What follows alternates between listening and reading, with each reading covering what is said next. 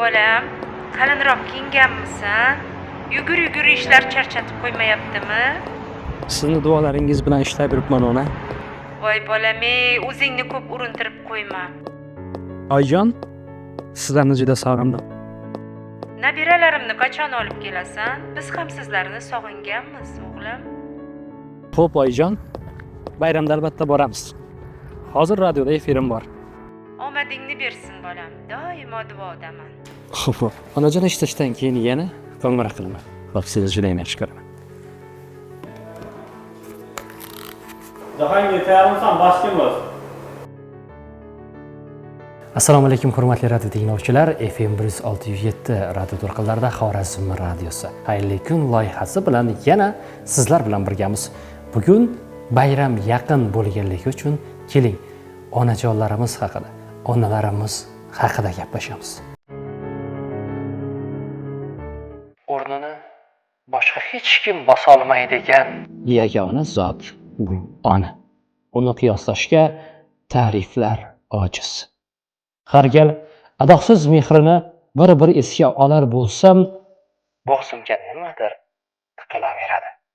Ko'zlarimdan mehr yomg'irlari sharros quyila boshlaydi. Uyqusiz tunlari bizni deb chekkan og'riqlarini badalini hech qachon to'la olmasak kerak.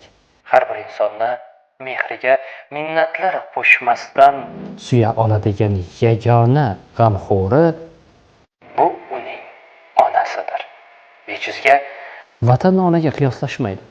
Vatan singari ona mehri ham adoqsiz.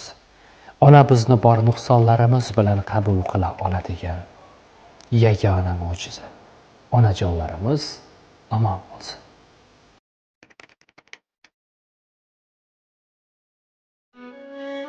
Ona, esingizdami? Bolaligimda juda o'yinqaroq edim. Siz esa nuqul qo'limga kitob tutqazardingiz. O'qi bolam, o'qisang katta odam bo'lasan derdingiz. Katta odam deganingizda odamning bo'yi o'sishi, yosh jihatdan ulg'ayishini tasavvur qilgan ekanman o'shanda. Farzandining katta odam bo'lishini orzu qilgan, murg'ak ko'nglini kitobga oshifta qilgan mehribonim meni.